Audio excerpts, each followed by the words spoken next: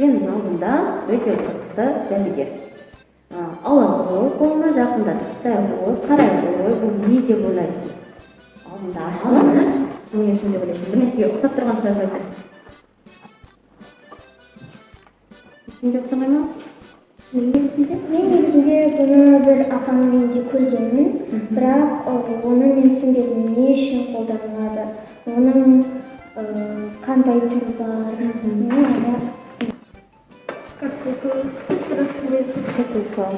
Мысалы, ондай қорапша болса, ішінде қалай сақтайсың заттарды? Не үшін қолданылады? Адам алып не істейді білмейді. Осымен жылу алуы мүмкін, өйткені қасына тұрсаң, бірақ ол жоқ.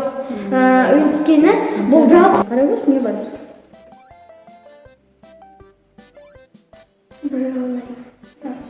Сыммен айналып тұр, сым сияқты немен қолданырам. Мен білмей тұрмын. Сіз біліп тұрсыз, өйткені сіз маған айтасыз. Мен білмей тұрмын.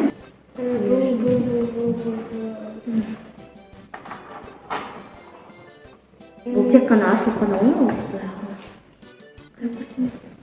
Яғни бұл тоққа қосу арқылы жұмыс істейді. Тоққа қосқаннан кейін қалай ойлайсың, не болады? Ол айналады барлықтар. Кішкене олай емес, бірақ саған қара алып шығуға да болады. Қарап көрші жақында не бар екен ішінде? Бұл шаш каналыңызға қойып қоясың, сосын шашын аласың, ыстық суға батырып. Бәрі келді. Әкеш песті бірден тапты ғой. Мен, мысалы, өлең істеген кезде сондай бір аспапта көргенмін. Аспап деп ойлайсың, да? Не үшін бұны деп ойлайсың? Жануарлардың несі, жын, Не істейді? су жеткенде келіп келеді. Жануарлар мынандайдан қорықпай ма? Жоқ, жын алып. Жын алады, иә, сөйтіп жасап деп ойлайсың, иә? Жоқ, қойыңызшы, міне саусаққа разминация типа осылай жүріп, испытание. Сондай ойлайсың, иә? Бірақ ол қандай болды. адамдар Иә.